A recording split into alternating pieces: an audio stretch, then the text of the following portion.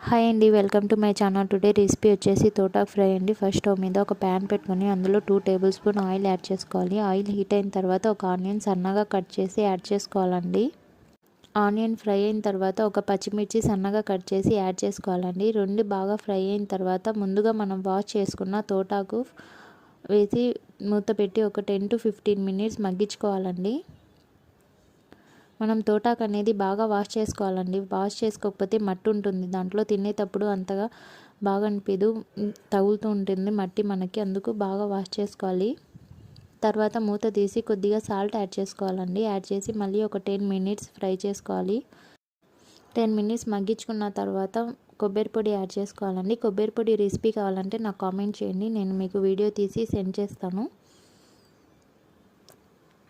కొబ్బరి పొడి యాడ్ చేసుకొని బాగా మిక్స్ చేసుకోవాలండి. అంతే, చాలా సింపుల్ అండి. మీరు ట్రై చేసి ఎలా వచ్చిందో కామెంట్ చేయండి.